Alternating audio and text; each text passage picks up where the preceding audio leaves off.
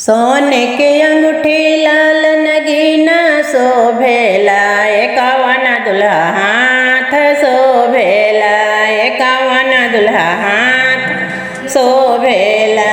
अमायलरी पूछे बहिनी दुलारी कैसा ससुरिया तेरा मान कहाँ, ये बीतल सारी रात कहाँ, ये बीतल सारी रात कहाँ। दिन भर गवनिया में बगो बगीचा राति खानी, ए गवनी ससुरार राति खानी, ए गवनी ससुरार राति। अम्मा से प्यारी ससु मोरे लागे नीति उठी, धरे शंकर ध्यान नीति उठ, धरे शंकर ध्यान नीति उठ।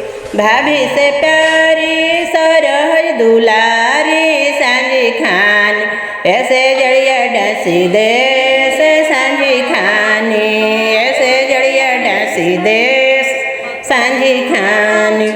बहन से प्यारी साली मोरे लागे नीति उठी, एक तारी पान दे से नीति उठी, एक तारी पान दे से नीति उठ।